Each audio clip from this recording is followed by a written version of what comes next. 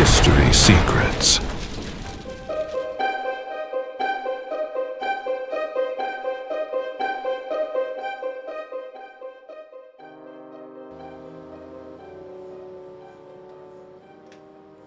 Nas antigas tradições religiosas, preservadas fora do cânon bíblico tradicional, existe um texto que despertou grande fascínio entre estudiosos e leitores. Um manuscrito conhecido como Livro de Enoque.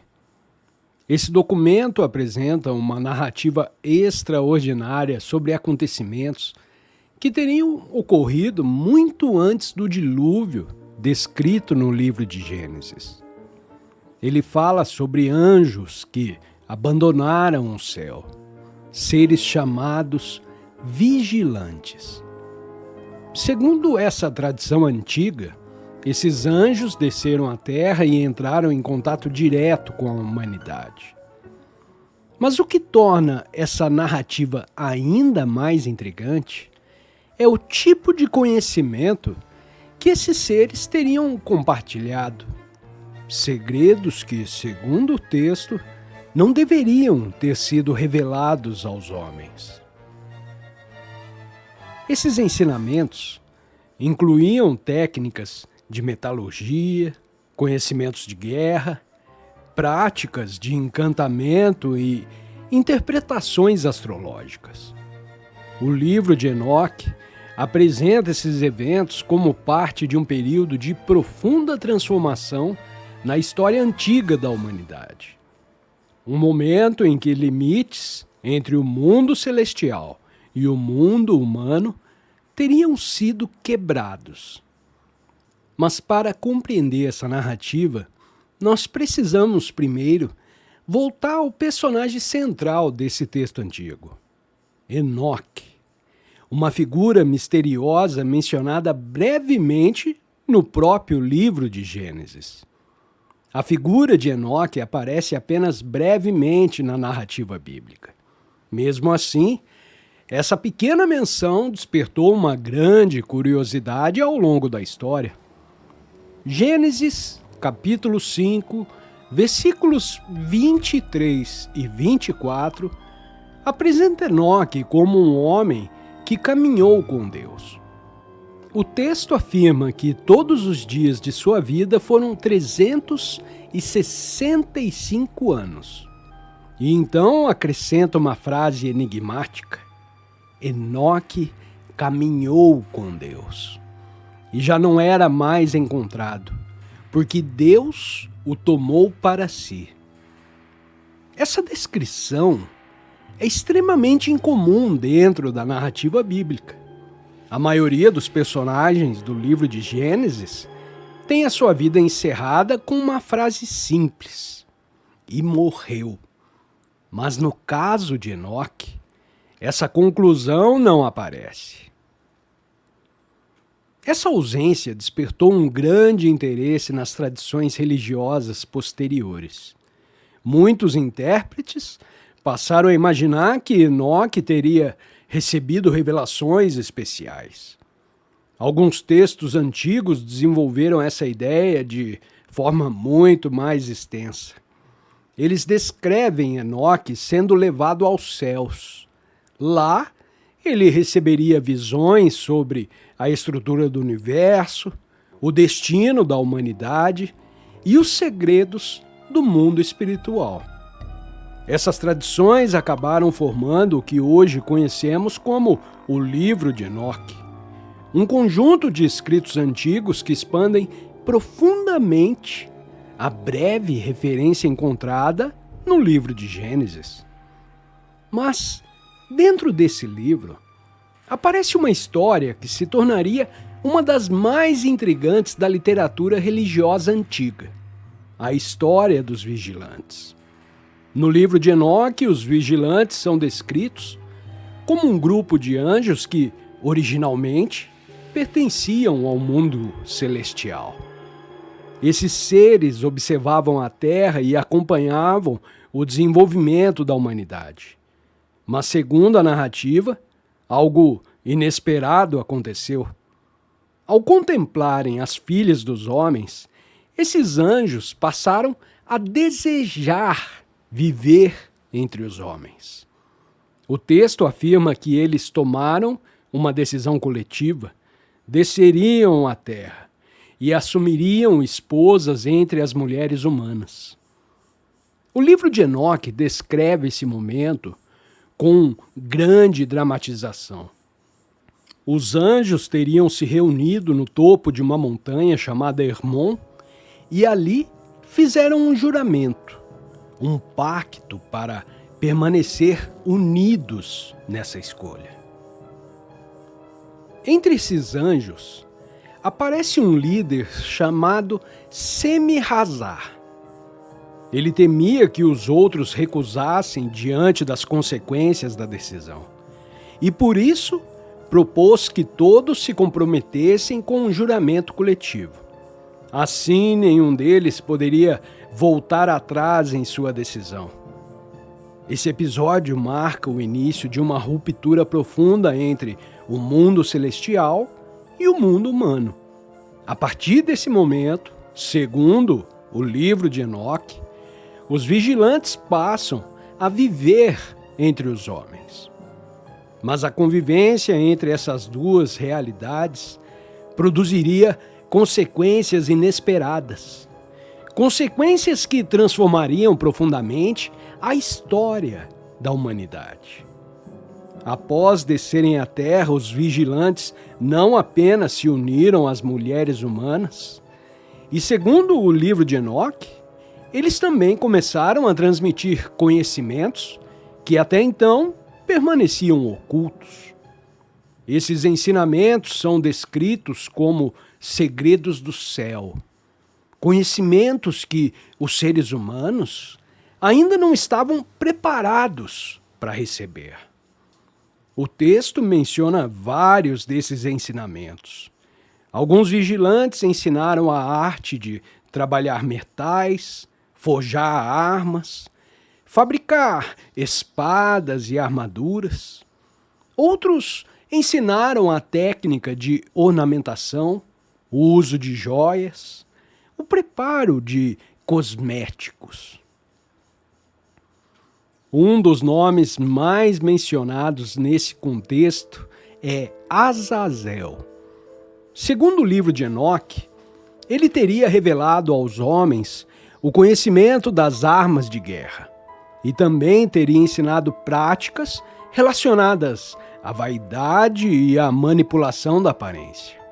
Outros anjos teriam revelado conhecimentos de astrologia, interpretação dos movimentos celestes, encantamentos, práticas ocultas.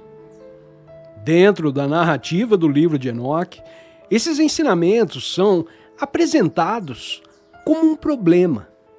Eles aceleraram o desenvolvimento humano, mas também aumentaram a violência, a corrupção e a desordem moral. Assim, o conhecimento que parecia trazer progresso acabou contribuindo para um período de grande caos na Terra. Segundo o livro de Enoque, as consequências da presença dos vigilantes na Terra não se limitaram apenas aos conhecimentos transmitidos. O texto afirma que, das uniões entre esses anjos e as mulheres humanas, nasceram seres extraordinários, os gigantes. Esses gigantes são identificados na tradição como os Néfilim, seres de força e tamanho muito superiores aos humanos comuns. O livro de Enoque descreve o crescimento desses gigantes de maneira impressionante. Eles consumiam enormes quantidades de alimento e rapidamente esgotaram os recursos disponíveis. E quando já não havia o suficiente para sustentá-los, começaram a destruir tudo ao redor. Segundo a narrativa, os gigantes passaram a agir com extrema violência. Devastaram cidades, consumiram animais e, em certos relatos, Chegaram até mesmo a atacar os próprios humanos.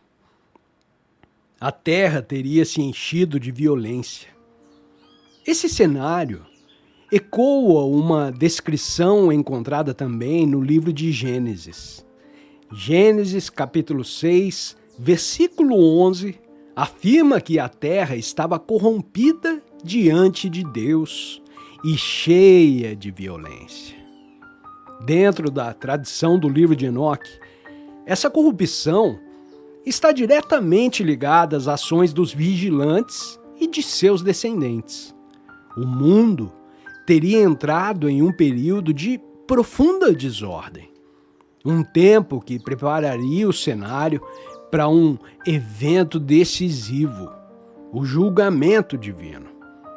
Diante da violência que se espalhava pela terra, o livro de Enoque descreve o momento em que o clamor da humanidade chega até o céu. Segundo o texto, os arcanjos observam o que está acontecendo no mundo humano. Entre eles, aparecem nomes conhecidos da tradição bíblica: Miguel, Gabriel, Rafael e Uriel.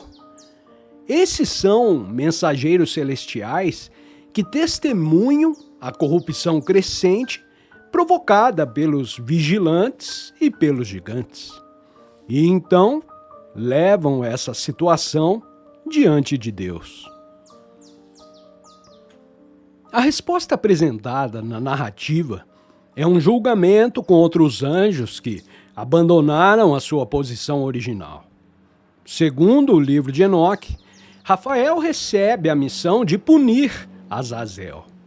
Ele deve prendê-lo em um lugar deserto e cobri-lo com pedras até o dia do julgamento final. Gabriel recebe uma outra tarefa.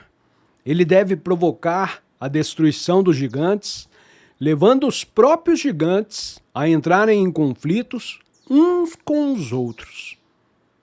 Já Miguel recebe a missão de prender os vigilantes que lideraram a rebelião.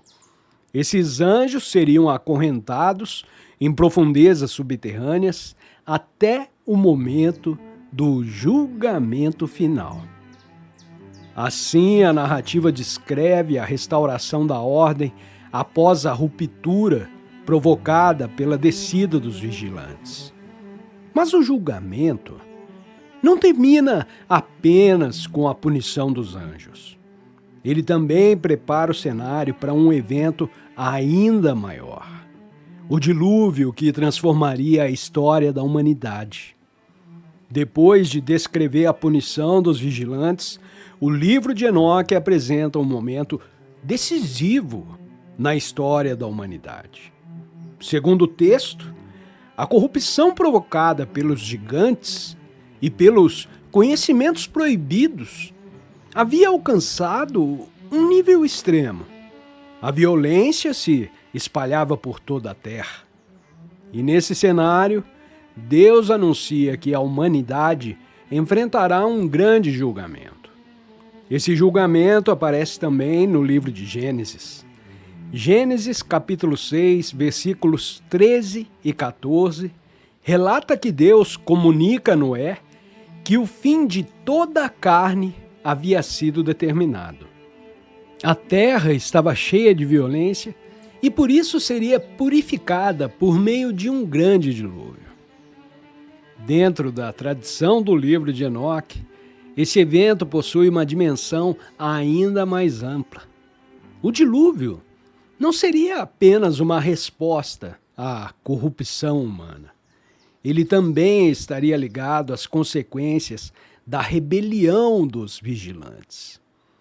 A presença dos gigantes e a disseminação dos conhecimentos proibidos teriam alterado profundamente o equilíbrio da criação. Assim, o dilúvio surge na narrativa como um ato de restauração, uma tentativa de um recomeço. Um momento em que a ordem do mundo seria reconstruída após um período de grande desordem. Mas mesmo após esse julgamento, as histórias sobre os vigilantes e os gigantes continuariam a circular nas tradições antigas. Essas narrativas atravessaram séculos e permaneceram preservadas em manuscritos que ainda hoje despertam curiosidade e debate. Quando estudiosos modernos analisam o livro de Enoque, eles procuram compreender não apenas o conteúdo dessas narrativas, mas também o contexto histórico em que esses textos foram escritos. A maioria dos pesquisadores acredita que partes do livro de Enoque foram compostas entre os séculos III e I a.C. Esse período corresponde à era conhecida como o Segundo Templo dentro da história judaica. Durante esse tempo, várias correntes religiosas e intelectuais refletiam profundamente sobre temas como a origem do mal, o papel dos anjos e o destino da humanidade. O livro de Enoque surge justamente dentro desse ambiente de intensa produção literária e teológica. Muitos estudiosos observam que a narrativa dos vigilantes oferece uma explicação simbólica para a presença da violência e da corrupção no mundo. Em vez de atribuir todos esses problemas apenas às ações humanas, o texto sugere que uma ruptura espiritual teria influenciado a história da humanidade. Essa ideia aparece também em outras tradições religiosas antigas. Ela reflete uma tentativa de compreender por que o mundo parece marcado por conflitos, sofrimento e desordem. E dentro dessa perspectiva, os vigilantes representam a transgressão de limites estabelecidos entre diferentes dimensões da criação. Uma ruptura que teria desencadeado consequências profundas. Mas, ao mesmo tempo, a própria narrativa também fala sobre um julgamento, sobre restauração e esperança.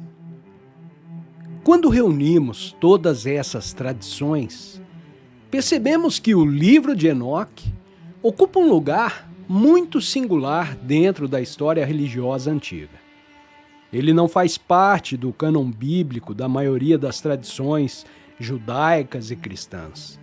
E mesmo assim, exerceu grande influência em muitos períodos da história.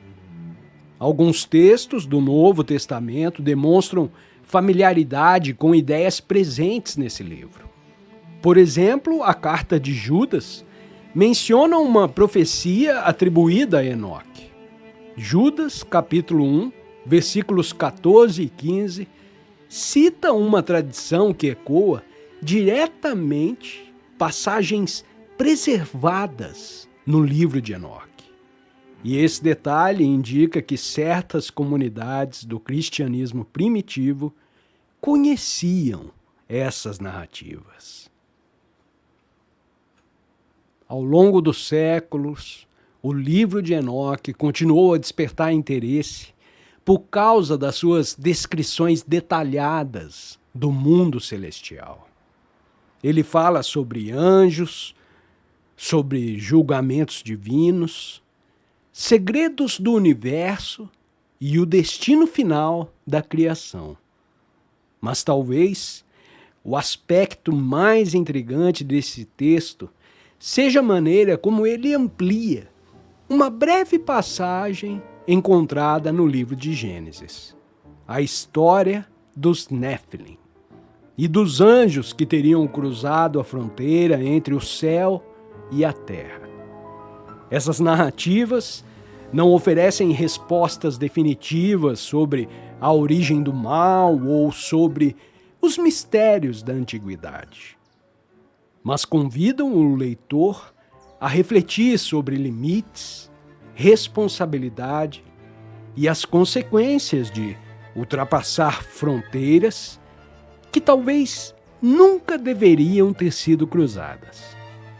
Assim, o livro de Enoque permanece como um dos documentos mais fascinantes preservados nas tradições antigas.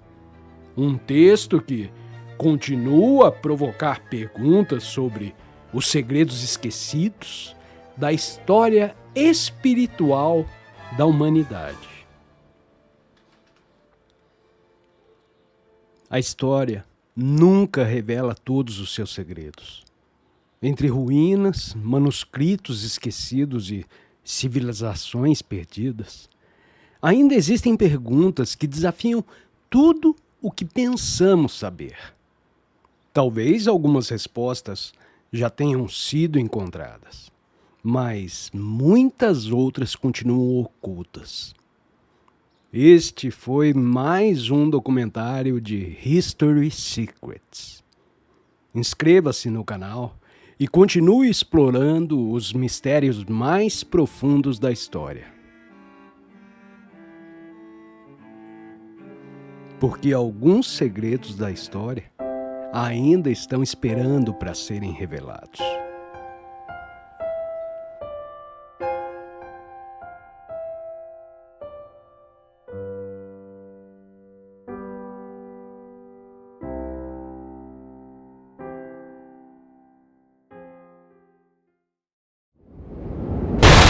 History Secrets.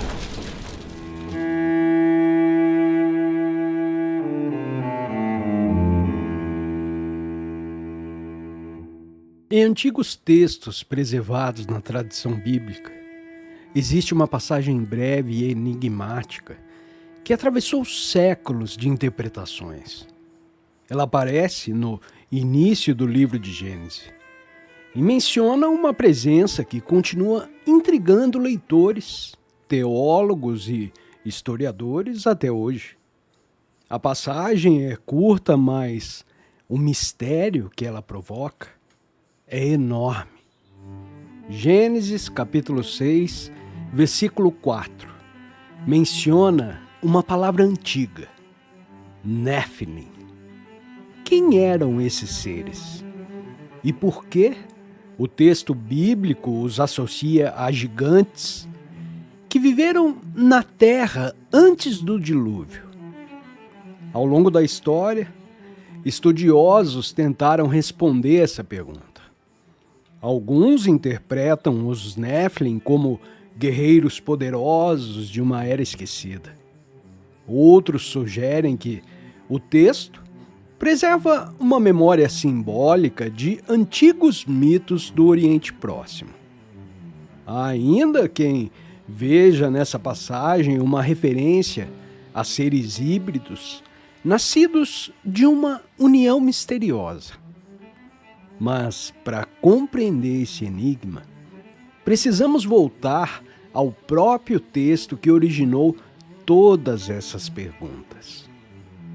Para compreender o surgimento dos Nephilim, é necessário observar cuidadosamente o contexto narrativo apresentado no próprio livro de Gênesis. Pouco antes da menção aos gigantes, o texto descreve um acontecimento que sempre provocou intensos debates entre os estudiosos. Gênesis capítulo 6, versículos 1 e 2, relata que os filhos de Deus viram que as filhas dos homens eram formosas, e então tomaram para si mulheres dentre todas as que escolheram. Essa breve descrição abriu um dos debates mais antigos da interpretação bíblica. Quem eram esses chamados filhos de Deus? Algumas tradições antigas entendem essa expressão como uma referência a seres celestiais. Nessa leitura, os filhos de Deus seriam anjos que atravessaram uma fronteira entre o mundo espiritual e o mundo humano. Outros estudiosos propõem uma interpretação diferente. Segundo essa visão, os filhos de Deus seriam descendentes da linhagem de Sete, o filho de Adão associado às gerações consideradas fiéis a Deus. Nesse caso, o texto descreveria a mistura entre duas linhagens humanas distintas, mas, independentemente da interpretação escolhida, o resultado narrado pelo texto é algo surpreendente. Dessa união surgem os Néfilim, gigantes poderosos que viveram na Terra naquele período antigo. O próprio texto bíblico acrescenta uma descrição intrigante. Eles eram chamados de homens valentes, homens de renome na antiguidade. Mas o que exatamente significava essa descrição? E por que esses seres aparecem justamente no momento que antecede o dilúvio narrado no livro de Gênesis? Essas perguntas nos levam a um contexto histórico ainda mais amplo. Para compreender melhor essa passagem, é importante lembrar que o livro de Gênesis foi escrito em um ambiente cultural muito mais amplo do que muitas vezes imaginamos.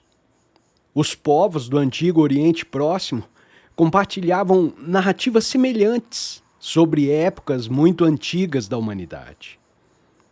Em várias dessas tradições aparecem relatos sobre heróis gigantescos que viveram antes de grandes catástrofes. Na antiga Mesopotâmia, por exemplo, algumas listas reais descrevem reis que governaram por períodos extraordinariamente longos. Em certos relatos, esses governantes são apresentados como figuras quase sobre-humanas. Alguns estudiosos observam que essas histórias podem refletir uma memória cultural antiga sobre personagens lendários ou sobre uma era que foi posteriormente reinterpretada de forma simbólica. Dentro desse contexto cultural, a menção aos Néfilim no livro de Gênesis pode representar algo semelhante, um eco de antigas tradições preservadas na memória coletiva da região. Mas existe um detalhe curioso na própria palavra Néfilim. No idioma hebraico antigo, a raiz da palavra está associada à ideia de queda. Alguns intérpretes sugerem que o termo poderia significar algo como os caídos. Essa possibilidade abriu uma outra linha de interpretação que se tornou muito conhecida em textos posteriores. Segundo essa leitura, os Néfilim estariam ligados à queda de certos seres celestiais que tinham abandonado a sua posição original. Mas essa interpretação aparece de forma muito mais desenvolvida em textos que não fazem parte do cânon bíblico tradicional. E um desses textos se tornaria extremamente influente nas interpretações posteriores. O chamado Livro de Enoque. O Livro de Enoque é um dos textos antigos mais fascinantes, preservados fora do cânon bíblico tradicional. Embora não faça parte da maioria das Bíblias modernas, esse manuscrito circulou amplamente entre comunidades judaicas durante o período do Segundo Templo. Em algumas tradições cristãs antigas, ele também era conhecido e citado. Nesse texto aparece uma narrativa muito mais detalhada sobre os eventos que, no livro do Gênesis, são mencionados apenas de forma breve.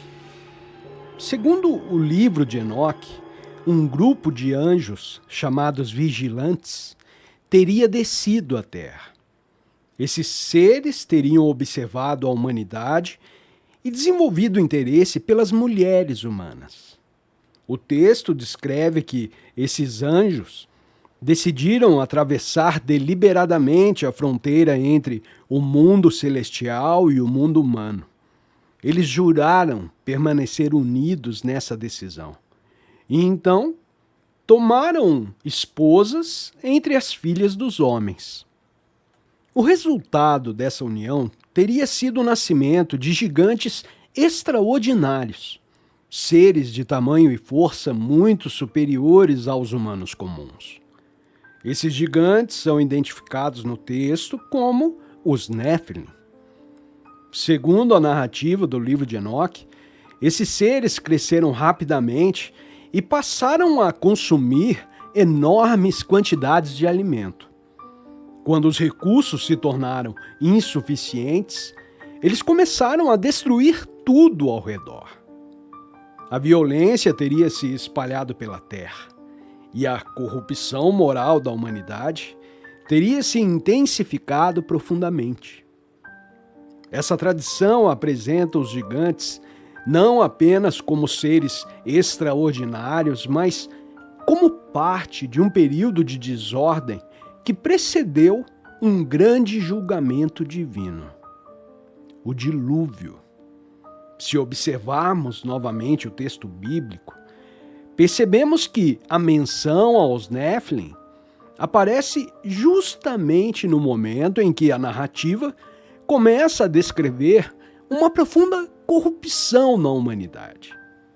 Gênesis capítulo 6, versículo 5, afirma que o Senhor viu que a maldade do homem se multiplicava sobre a terra e que toda a imaginação dos pensamentos do coração humano era continuamente voltada para o mal.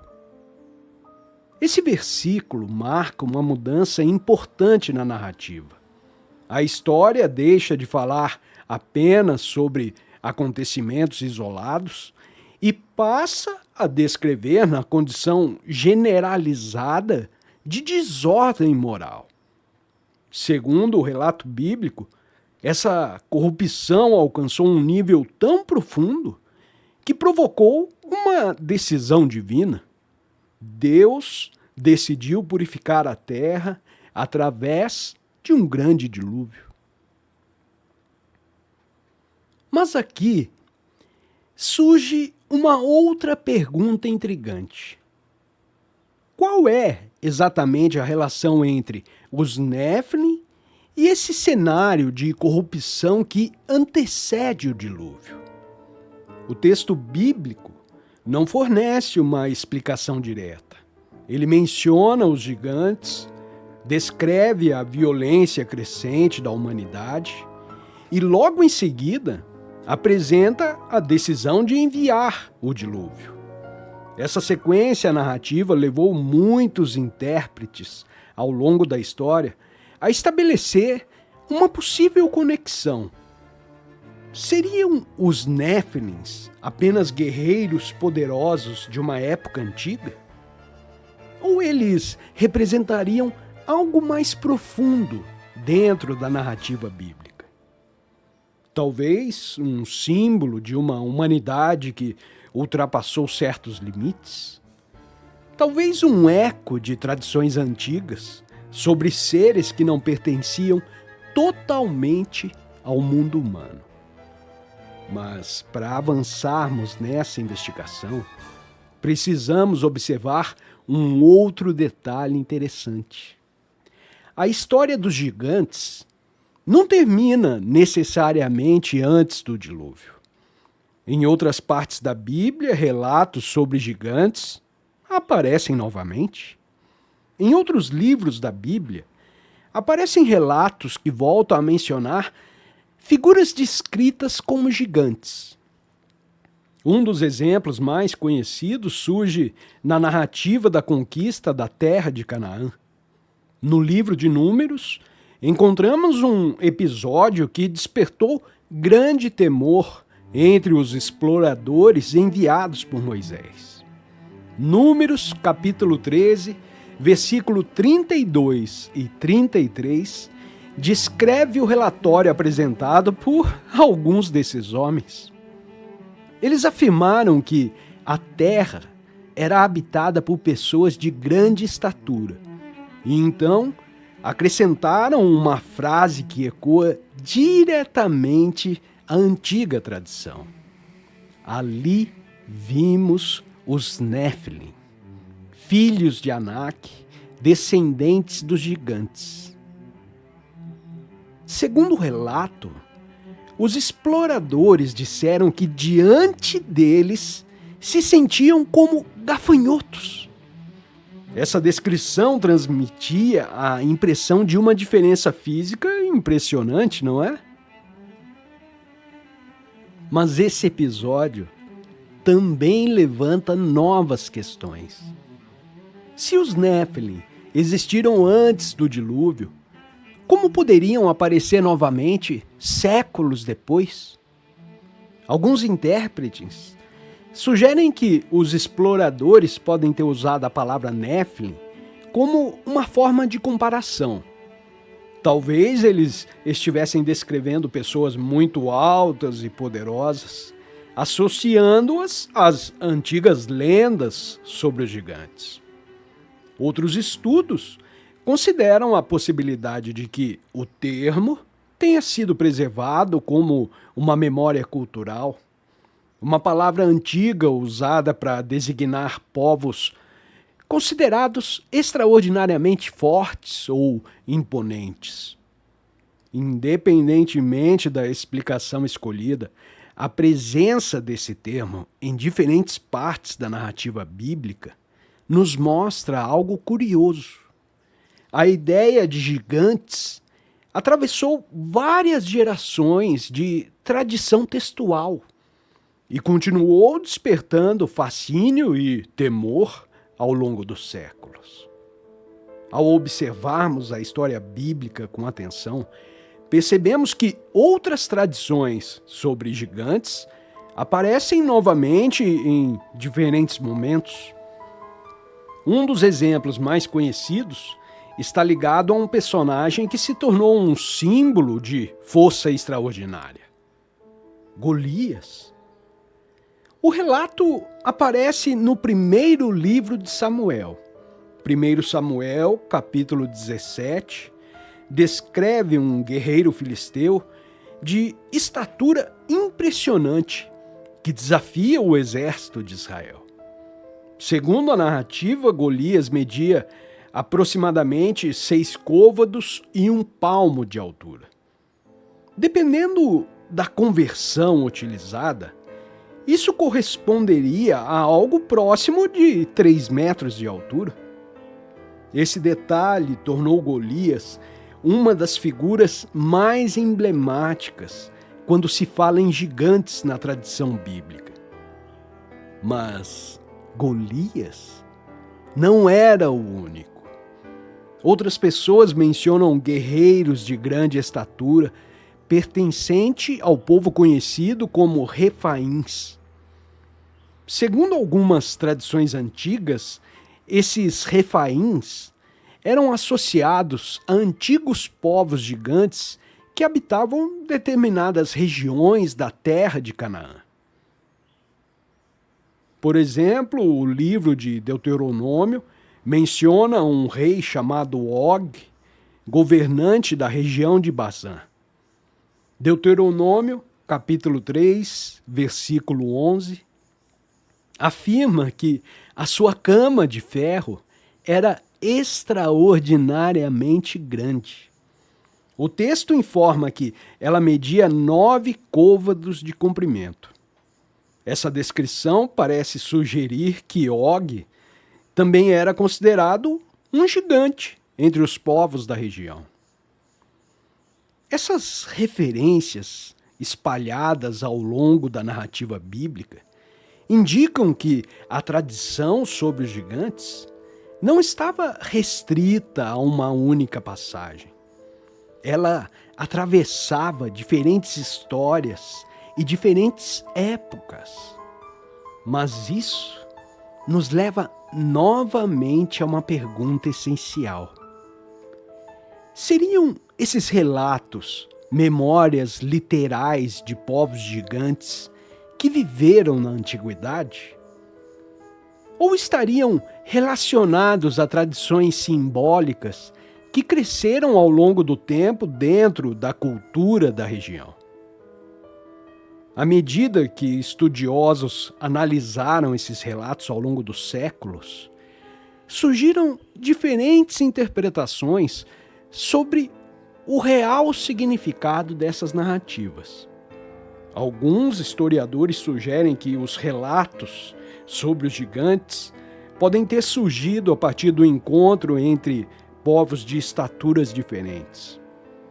Em certas regiões do Antigo Oriente, tribos mais altas ou fisicamente imponentes poderiam facilmente ser descritas como gigantes em narrativas transmitidas oralmente. Uma outra hipótese considera o papel da tradição oral. Histórias transmitidas por muitas gerações frequentemente passam por um processo de ampliação narrativa. Personagens históricos podem ganhar características cada vez mais extraordinárias ao longo do tempo. Assim, um guerreiro muito alto poderia gradualmente se transformar em um gigante lendário dentro da memória coletiva. Existe também uma terceira possibilidade discutida por alguns pesquisadores. Ela está ligada ao simbolismo literário presente em muitos textos antigos. Nessa interpretação, os gigantes representariam algo mais profundo do que apenas o tamanho físico. Eles poderiam simbolizar forças caóticas, poderes descontrolados ou civilizações antigas consideradas ameaçadoras pelos autores bíblicos. Dentro dessa perspectiva, a figura do gigante funcionaria como uma imagem narrativa poderosa, uma maneira de representar a ideia de desordem que precisava ser confrontada ou superada. Mas, independentemente da interpretação adotada, uma coisa é clara: a presença dos Néfilim no livro de Gênesis continua sendo uma das passagens mais enigmáticas de toda a literatura bíblica. Talvez o aspecto mais intrigante dessa narrativa esteja no fato de que o texto bíblico nunca explica completamente quem eram os Néfilim. Eles aparecem brevemente. São descritos como gigantes e logo depois desaparecem da narrativa principal. Esse silêncio do texto acabou alimentando séculos de especulações.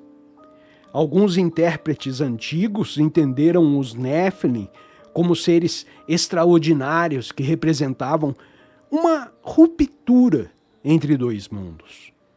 Outros viram nessa passagem uma advertência simbólica sobre os perigos de ultrapassar limites estabelecidos pela ordem divina. Dentro da tradição judaica antiga, certos comentários rabínicos também discutiram essa passagem de forma cuidadosa. Alguns sugeriam que a expressão filhos de Deus poderia se referir a homens poderosos ou governantes antigos que abusaram da sua autoridade. Nesse caso, os gigantes seriam descendentes de uma elite violenta que dominava a sociedade naquele período. Essa interpretação muda completamente o significado da narrativa. Em vez de falar sobre seres sobrenaturais, o texto estaria denunciando um sistema de poder corrompido. Uma sociedade onde força e violência se tornaram símbolos de prestígio. Dentro dessa leitura, os chamados gigantes seriam homens que se tornaram grandes apenas pela força, mas, moralmente, eles permaneceram pequenos. Essa visão aproxima a narrativa bíblica de uma reflexão moral profunda. A verdadeira ameaça não seria o tamanho físico de certos indivíduos, mas a expansão da violência e da injustiça dentro da sociedade humana. Quando reunimos todas essas tradições, nós percebemos que a figura dos Néfilim ocupa um lugar muito singular dentro da história bíblica. Eles aparecem apenas em um pequeno trecho do livro do Gênesis, e mesmo assim, essa breve menção abriu um dos debates mais duradouros da tradição religiosa. Ao longo dos séculos, teólogos, historiadores e estudiosos tentaram compreender o significado dessa passagem. Alguns veem nela o vestígio de antigas narrativas sobre seres híbridos que teriam existido antes do dilúvio. Outros interpretam os Néfilim como símbolos literários de uma humanidade que perdeu os seus limites morais. E há ainda quem considere que a palavra preserva simplesmente a memória de povos antigos que impressionaram os autores bíblicos por sua força e estatura. Talvez o verdadeiro valor dessa passagem esteja justamente em seu caráter enigmático. Ela não oferece respostas definitivas, mas convida o leitor a refletir sobre temas mais profundos que atravessam toda a narrativa bíblica. O limite entre poder e corrupção, a relação entre humanidade e transcendência, e o perigo de uma civilização que se afasta dos seus princípios fundamentais. Essas perguntas continuam ecoando muito além das páginas do texto antigo. E talvez seja exatamente por isso que os Néfilim ainda despertam tanto interesse nos dias atuais. Durante séculos, historiadores tentaram reconstruir o passado a partir das pistas disponíveis. Mas cada descoberta levanta novas perguntas. Porque quanto mais aprendemos sobre a história, mais percebemos o quanto ainda não sabemos. Mas qual a verdade que ainda está esperando para ser descoberta? History Secrets, porque alguns segredos da história ainda estão esperando para serem revelados.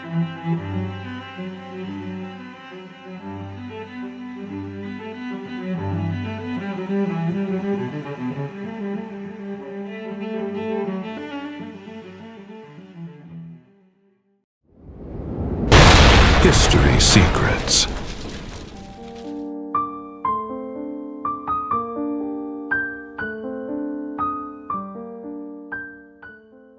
Nas páginas do Novo Testamento, o nome Judas Iscariotes aparece ligado a um dos momentos mais dramáticos da história cristã.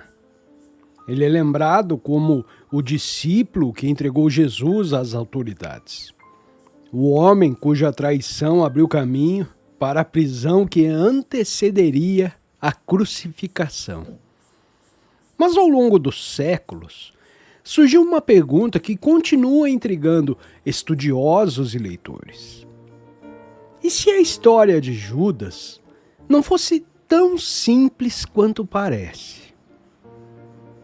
Existe um antigo manuscrito que apresenta uma perspectiva completamente diferente. Um texto conhecido como o Evangelho de Judas. Esse documento preserva um diálogo inesperado entre Jesus e o discípulo, que a tradição cristã associou à traição. Segundo esse texto antigo, Judas não teria sido apenas um traidor. ele poderia ter desempenhado um papel muito mais complexo, talvez até necessário dentro de um plano maior. Essa possibilidade levanta uma questão que atravessa séculos de debate.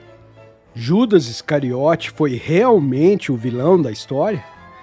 Ou a sua figura foi interpretada de maneira diferente em tradições antigas, hoje pouco conhecidas?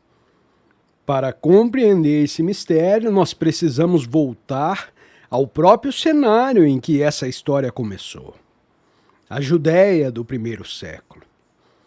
Para compreender a figura de Judas Iscariotes, nós precisamos primeiro observar o ambiente histórico em que os acontecimentos do Novo Testamento ocorreram.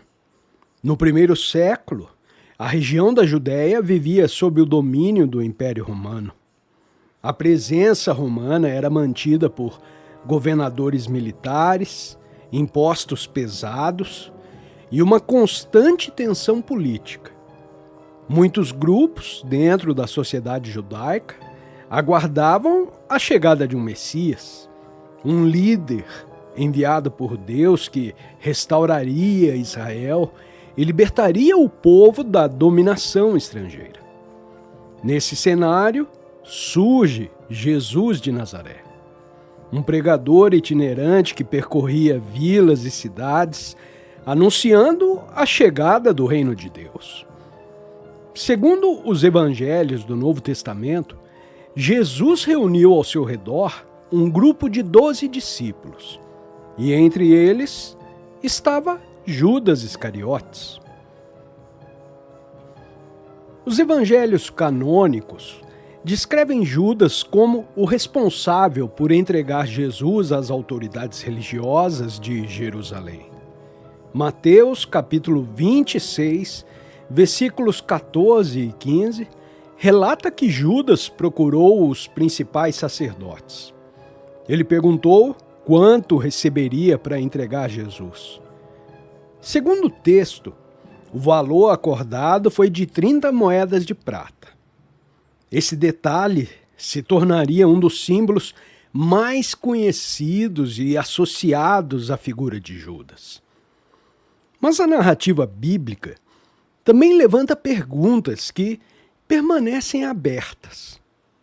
Por que um discípulo que acompanhou Jesus por tanto tempo tomaria uma decisão tão dramática?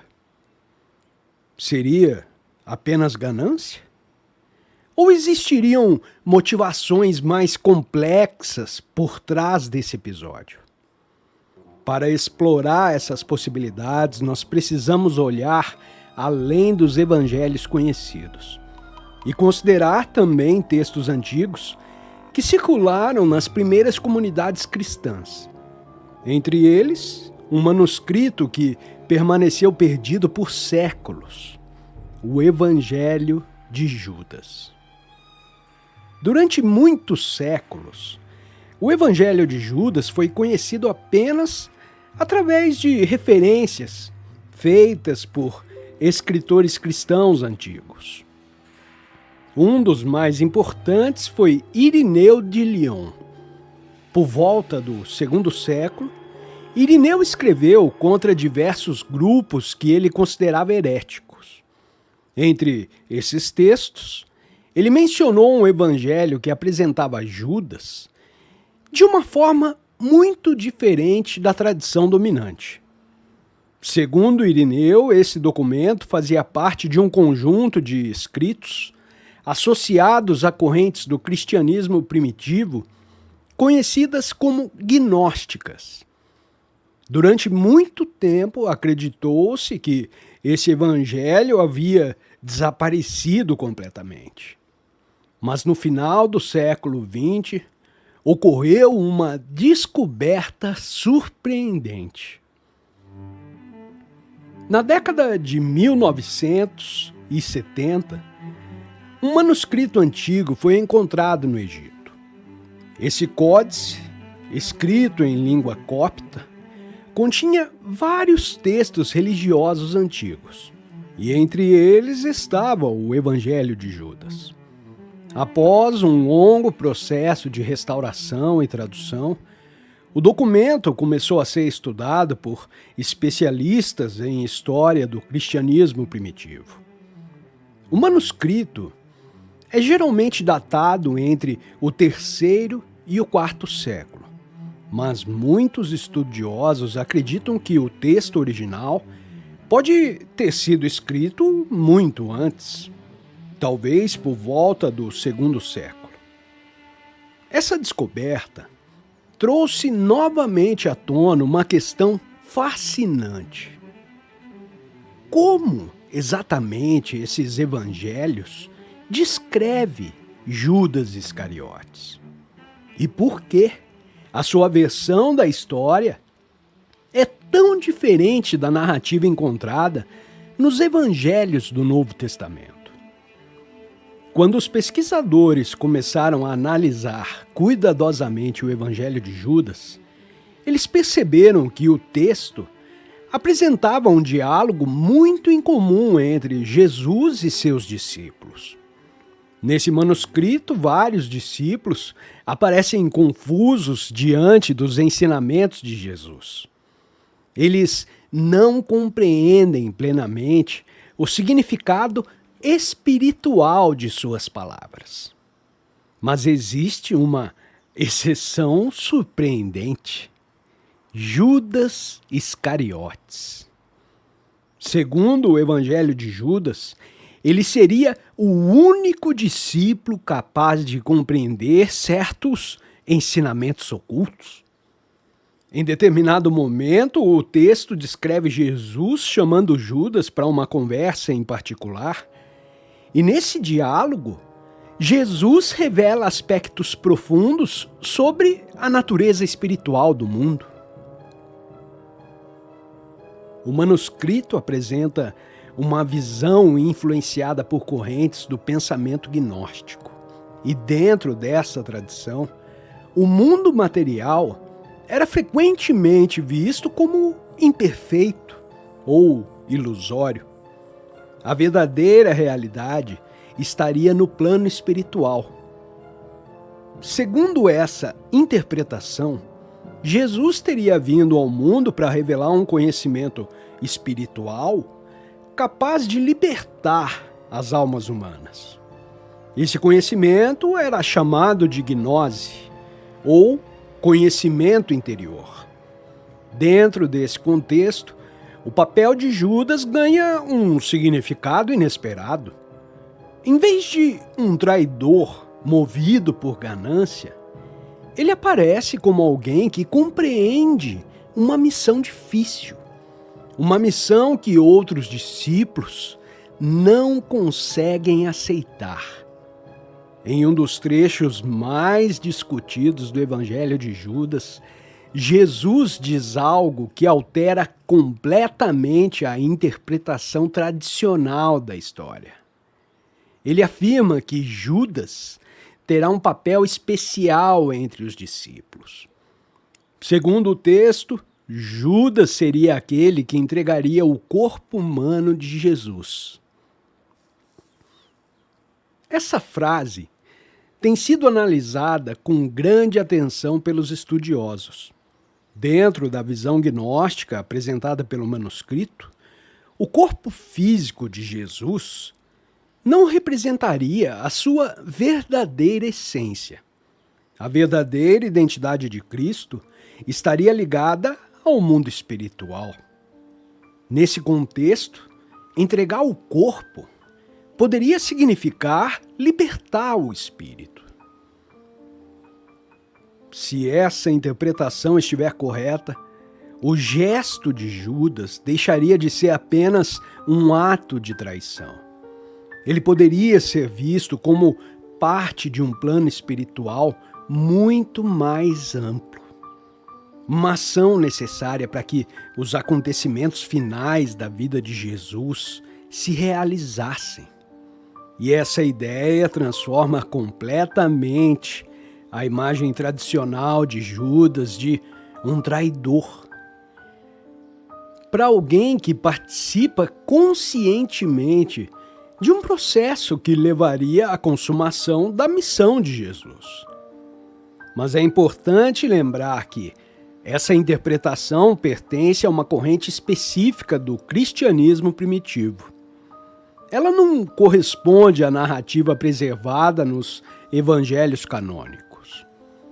Para compreender essa diferença, nós precisamos observar como os primeiros líderes da igreja reagiram a textos como o Evangelho de Judas. Nos primeiros séculos do cristianismo, diversas comunidades interpretavam os ensinamentos de Jesus de maneiras diferentes. Algumas dessas comunidades produziram textos que hoje são conhecidos como os Evangelhos Apócrifos. Esses escritos apresentavam diálogos, ensinamentos e narrativas que nem sempre coincidiam com os evangelhos que mais tarde seriam considerados canônicos. À medida que o cristianismo se expandia, líderes religiosos passaram a estabelecer critérios para definir quais textos seriam reconhecidos como autoridade dentro da tradição da igreja. E esse processo levou à formação do cânon do Novo Testamento. Durante esse período, muitos escritos foram rejeitados ou considerados incompatíveis com a doutrina que se consolidava. Entre eles estavam vários textos associados ao pensamento gnóstico. O Evangelho de Judas aparece exatamente nesse contexto. Escritores cristãos como Irineu de Lyon argumentaram que esse evangelho distorcia a mensagem transmitida pelos apóstolos. Segundo eles, a ideia de que Judas teria agido por ordem de Jesus contradizia a tradição preservada nas comunidades cristãs mais antigas. Por essa razão, textos como o Evangelho de Judas não foram incluídos no conjunto de livros que formariam o Novo Testamento. Mas apesar de terem sido rejeitados como autoridade doutrinária, esses documentos continuam sendo extremamente valiosos para os historiadores. Eles revelam a diversidade de interpretações que existiam nos primeiros séculos do cristianismo. Quando analisamos o Evangelho de Judas ao lado dos evangelhos do Novo Testamento, nós percebemos que eles representam visões muito diferentes sobre a mesma figura histórica. Nos evangelhos canônicos, Judas Iscariotes é retratado como o discípulo que traiu Jesus. Mateus, capítulo 26, versículos 47 a 50, descreve o momento em que Judas chega ao jardim, acompanhado por guardas. Ele identifica Jesus com um beijo, e esse gesto se tornaria um dos símbolos mais conhecidos da traição na tradição cristã. Nos outros evangelhos também aparecem elementos semelhantes. O gesto de Judas é apresentado como o início da sequência de acontecimentos que levaria ao julgamento e à crucificação de Jesus. Já no Evangelho de Judas, o cenário é completamente diferente. O texto não descreve Judas como alguém dominado pela ganância. Em vez disso, ele aparece como um discípulo que recebe ensinamentos especiais de Jesus. Segundo essa narrativa, Judas compreenderia algo que os outros discípulos ainda não conseguem perceber: a verdadeira natureza espiritual da missão de Jesus. E essa diferença revela um aspecto fascinante da história do cristianismo primitivo. Durante os primeiros séculos, existiam comunidades que interpretavam a figura de Judas de maneiras muito distintas. Para algumas tradições, ele era o traidor. Porém, para outras, ele poderia ter sido o único discípulo que entendeu plenamente o plano espiritual revelado por Jesus. Essa tensão entre interpretações faz parte do processo histórico de formação das tradições religiosas. Quando estudiosos modernos analisam o Evangelho de Judas, eles procuram compreender não apenas o conteúdo do texto, mas também o contexto histórico em que ele surgiu. A maioria dos pesquisadores acredita que o Evangelho foi escrito por uma comunidade ligada a correntes gnósticas do cristianismo primitivo. Esses grupos desenvolveram interpretações espirituais bastante distintas daquelas que se tornariam dominantes dentro da igreja. Para muitas tradições gnósticas, o conhecimento espiritual interior era o elemento central da salvação. Esse conhecimento revelaria a verdadeira origem divina da alma humana. E dentro dessa visão, Jesus aparece frequentemente como um mestre que transmite ensinamentos secretos aos discípulos capazes de compreendê-los. Nesse contexto, a figura de Judas adquire um significado simbólico muito específico. Ele representaria o discípulo que recebe uma revelação mais profunda, aquele que compreende algo que permanece oculto para os outros. Por essa razão, alguns estudiosos interpretam o Evangelho de Judas como uma obra que procura redefinir a imagem de Judas dentro de uma tradição espiritual particular. Não necessariamente como um relato histórico dos acontecimentos, mas sim como uma reflexão teológica construída dentro de uma comunidade específica. Essa perspectiva ajuda a explicar por que o texto apresenta uma visão tão diferente da narrativa preservada nos evangelhos canônicos. Talvez o aspecto mais fascinante do Evangelho de Judas seja justamente a forma como ele nos obriga a reconsiderar perguntas antigas. Quem foi realmente Judas Iscariotes? Foi apenas o discípulo que traiu seu mestre por dinheiro? Ou a sua figura se tornou, ao longo do tempo, um símbolo construído dentro de narrativas teológicas diferentes? Os textos do Novo Testamento apresentam uma resposta clara dentro da tradição cristã que se consolidou. Judas aparece como aquele que entregou Jesus. E essa ação desencadeou os acontecimentos que levariam à crucificação. Já o Evangelho de Judas apresenta uma leitura radicalmente distinta.